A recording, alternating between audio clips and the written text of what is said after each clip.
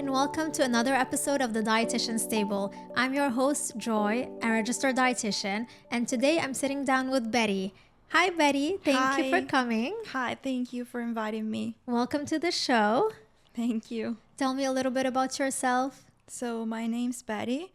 I'm from northern Italy, Milan. I'm a photographer and I'm here for a program of 3 months. I did 6 months, 6 weeks of English course, advanced English course for the IELTS test. And right now I'm doing 6 weeks of volunteer at the San Diego Made Factory. That's so exciting, and your English is really good. Thank you. I'm really trying to improve every day. Well, this is the perfect place to be because here, you're immersed in the culture. How do you like San Diego so far? I love San Diego. I love the people. I love the food. And I just love the United States. I'm really happy here. That's fun. And you're just here for 3 months? I'm going to live here for 3 months. Yeah, Yeah. sadly. And then I'm going to Australia because I have a working visa for Australia. And I can't wait. It's scary, but I'm excited. It's going to be a new chapter for you. Yeah. Yeah. Absolutely. And are you going to be a photographer in Australia? Yeah, hopefully, yeah. If not a photographer, I'm gonna start to work in creative environments for sure. That's And exciting. let's see what happens. And tell me a little bit how a typical day of eating looks for you, especially now that you're in San Diego and not in, Italy, in your hometown. So I have a really healthy relationship with food. It's nothing special actually. I just wake up and have breakfast. I have a very simple lunch because I'm usually out. If I'm not in school, I'm here. And I usually eat more for dinner. My host family, my host mom, she is very good at cooking. She cooks a lot of Mexican food. She makes big portions, so I'm always excited to have dinner, actually. I'm sure. So you're getting introduced to a different culture here. Yeah, exactly. Yeah. Every day, I can't wait to have dinner because for me, it's a moment of pleasure. And you have dinner all together with your host family? Yeah, actually, she's just one single person with a Okay. cat, so it's just us two and a cat.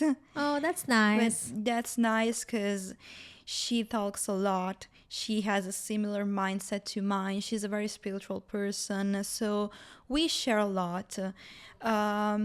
Two people is more than enough. We don't need a huge family to have a big, deep conversation. For sure. Yeah. And it's nice that you connected with your host mom so easily. Yeah. Yeah. Since the first day I arrived, I felt a connection.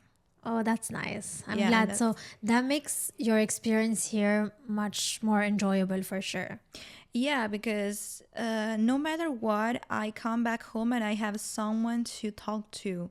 Also, this is not just helpful for my English, but it's good for my mental health because I can speak to her, I can communicate to her, Yeah, and she gives me support. that's good. And does she always do the cooking, or do you sometimes cook with her? Or I help her in the house because I have to. I'm a guest in her house, and it is correct for me to wash the dishes, do the laundry, pick the grocery from the garden. Sometimes I did it. It's really fun. But I really do not help her cooking. She doesn't. She has a different timetable for the day. So usually when I come back home from work, she already did dinner. She already prepared it and it's Yeah. ready for me. I do lunch. I prepare myself lunch. okay, and you take lunch with you Yeah, usually, yes. to work or to your courses, classes? Yeah, usually. Yeah. Okay. And how is it cooking for yourself, in a different country? I love cooking. Whether it's in Italy or in another country or another universe, I love cooking. For me, it's a moment of self-care. Yeah. It is relaxing also. My mom lived in Scotland and she would do she would pick up her own food in the garden. So wash it, cut it, and cook it from the beginning. She would not just buy groceries from the supermarket.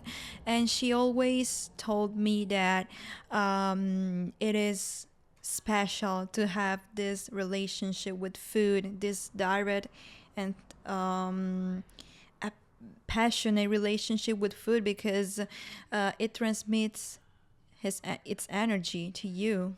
True. That's very beautiful. Yeah, food as an energy and being in contact with nature, it is Yeah. absolutely positive. Yeah. And so, do you cook since you've been here? Did you cook anything that uh, like your mom taught you, or your mom's recipes? Actually, no, I have very simple lunches. So it's usually just a sandwich or pasta. Okay.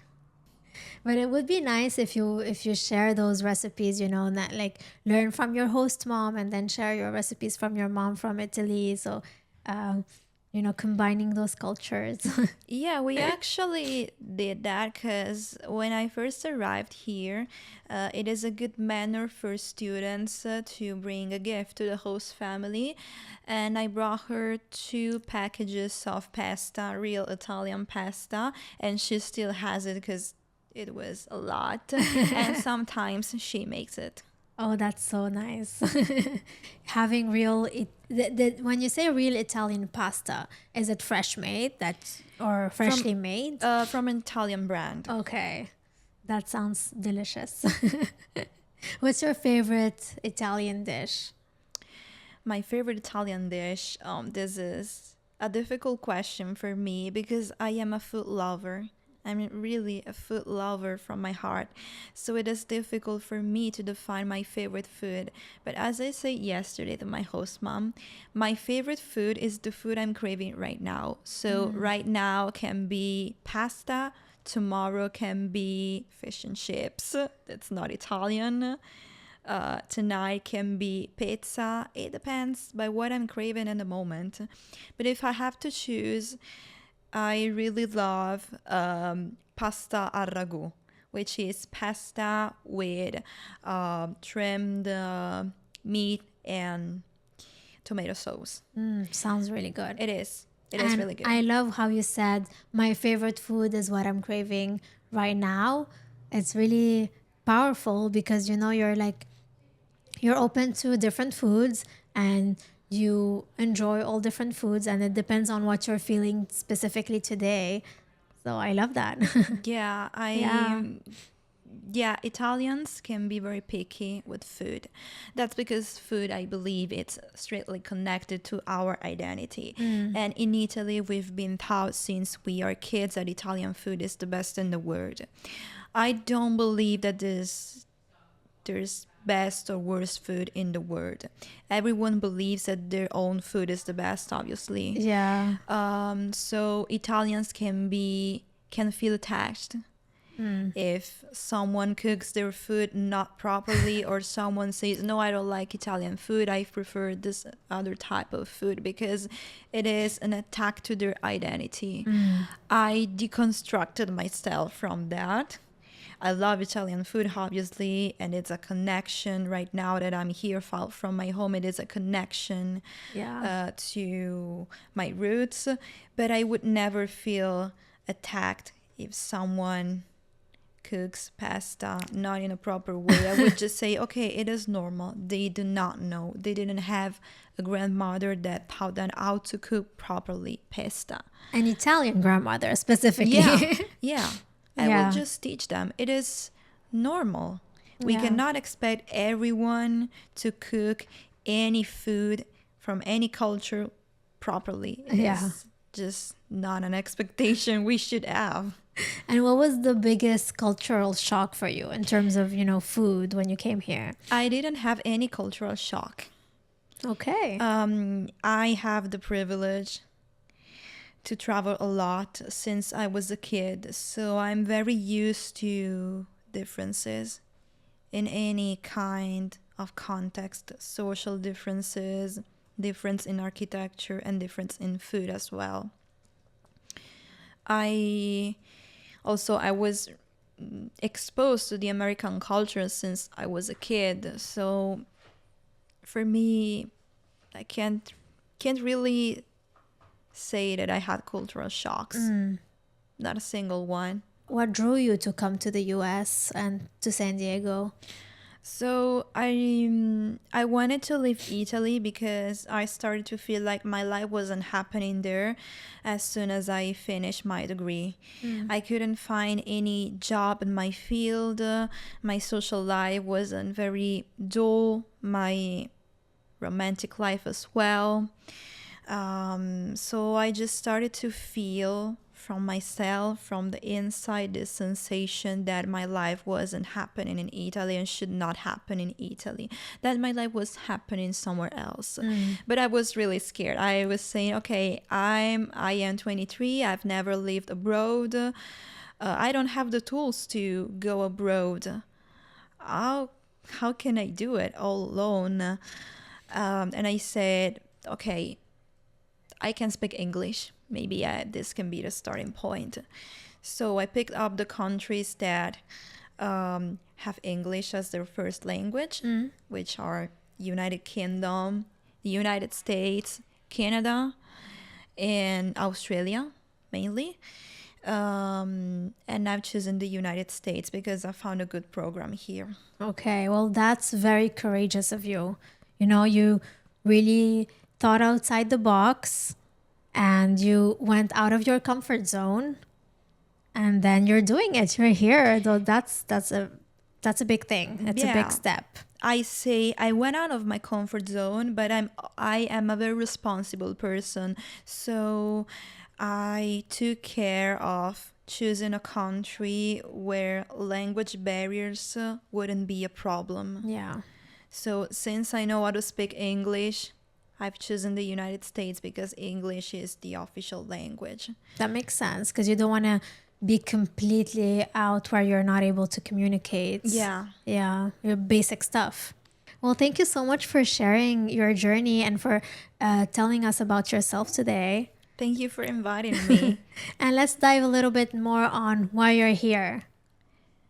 So, why I'm here in the United States? Why you're here today and on this Oh. podcast and how can I help you? Oh, okay. I would like to, as a person who's far from her home and her family and her friends and her loved ones, I would love to talk about how food is a connection for me to my roots. And I would also like to talk about how food, it's not just survival, not anymore. It is identity because we developed every country, every culture has developed a own way of cooking and eating, and it's amazing. It's fascinating. Yes, and I am so happy that you brought this up because this is something also that I really truly believe in, that food is a connection to your roots, a connection to your loved ones, and just honoring that and your cuisine and your culture through food. It's a love language. So yes, let's talk about that more. Well, first of all, as an Italian, so Italian food has a really good reputation all around the world. It is considered by many best food in the world by Italians, especially. Italians are very proud of their food. I love Italian food. I Yeah. have nothing to say about that negatively, but I have to deconstruct myself from that feeling of being the best in the world and proud, extreme proud, because it can be toxic and it can begin to it can be a sort of discrimination at some point because Italians tend to be very judgmental of other cultures, of other foods, because they define them as strange, not as good as the Italian food, weird, not healthy. I don't believe that. I appreciate every food from every culture. I am curious about every food from every culture, and I appreciate that. Yeah. Obviously, for me, for example, I love Chinese food. For me, it would not be sustainable for my body to eat Chinese food every day. Not because Chinese food is not healthy, but because my body is not used to it. My body is Yeah. used to eat pasta every day, pasta, meat, and groceries and vegetables. For a Chinese person, it can be strange to eat pasta every day, for example. Yeah, for sure. So really, because you mentioned a lot of when you're talking, you're mentioning healthy a lot. So what do you mean by healthy? Are you referring to healthy um, as how the food is seen by a specific culture, or So Italian food is very basic. So we believe that we are the healthiest one. It's just a perspective because we've grown up with that food. We used to that food and we always been okay with that food. But if another culture has another way of cooking that maybe seems strange to you, yeah. it does not mean that it's wrong or weird or not healthy. You're right. You're absolutely right. Because again, every culture has a way of cooking food, has a way of, adding different spices at different times during the cooking. So getting all those flavors out and just celebrating every culture and how they prepare their own foods. That's a very good point. And when you're open to other cultures, then you want to adventure yourself and try different things, try different flavors, different types of cuisine, and then discover what's out there other than your own cultural food. Yeah, we gotta be open-minded about Yeah. that. We do not discriminate anyone. We do not discriminate people, and we should not discriminate their food too. Yeah. Yes, I agree. And that's why, sticking to your cultural food is always a good thing. There's a lot of different trends and a lot of different, food trends and nutrition trends, and eat this for health and eat this for your health. But also, you know, there's not a lot of, go back to your roots, eat what your grandma's cooking, eat, the foods you grew up with at home. And those are also very nutritious and they also nourish you. Yeah, it is a way of reminding myself that, yeah, right now I'm in the United States and I don't want to come back to Italy because my life isn't happening there. My career has to happen somewhere else. But still, at night, I love to. Okay, yeah, not now because my host mom's cooking for Yeah. me, but I would love to have moments for myself to remind me that I'm Italian, to remind me that in Italy I have a family True. and I have my roots there. Yeah. And it is also a moment to forget about all the stuff that I been through in Italy, being unemployed, couldn't find a job, couldn't find friends or a partner.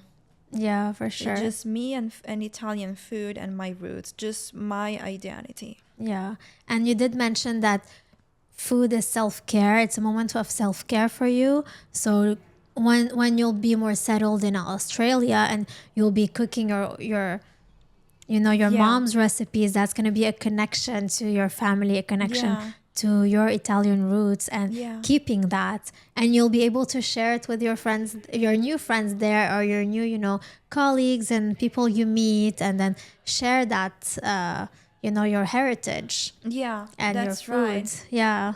Yeah, I think it's beautiful. You can hear when I speak that I'm not a native speaker. Um, I know I have a strong Italian accent and I try to correct it in academic environments, but when I speak to people, I like to let them know that I'm from somewhere else. Think it is part of my identity too. Yeah, I'm in the United States, but I am Italian. That's my identity, that's my culture. Also, food is a way of letting people know who I was before coming here. Yeah. Yeah. Yeah. And did you find any struggle with your eating? Any struggles, being here and not having those different foods? You struggle at all or not No, at all? no, not at all. Okay. So you've been trying different cultural foods here as well. You did Yeah, mention Mexican food from your host mom. I'm trying mainly Mexican food because she cooks a lot of Mexican food. and I appreciate that. Yeah, and it's very flavorful. I love Mexican food. Do you like spicy food? It can be very spicy. Not very spicy. I'm okay with that, but not very spicy. Didn't used to have spicy food, and then now that I'm here in San Diego, I got used to having more spicy foods. So I got used to the taste, you know. So again, this is something that I'm not used to, and then moving to a different country, I got used to a little bit of spicy in my food, and I don't mind it now. Well, my father's from southern Italy, and in southern Italy, they cook a lot of spicy food. So I found a point of connection with Mexican food with my culture too. So yeah, my father would always cook spicy with bell peppers, spicy ingredients in general. So does my host family, Yeah, even if the food is different because it's from Mexico. true. It's different, but then you find the spiciness that reminded you of your dad. Yeah, exactly. That's so fun because if you think of it, I feel like yes, all the cultural foods and every, culture has different staple foods, but then there's a lot of things that, overlap in terms of food because people travel, people go around, and then the cuisine just changes with time and with like movement, Yeah, and beside the ingredients, I believe that there's a more deep thing that makes us all connected Yeah. to food, and it's the fact that it's an instinct. So no matter what, we live in a mechanical society.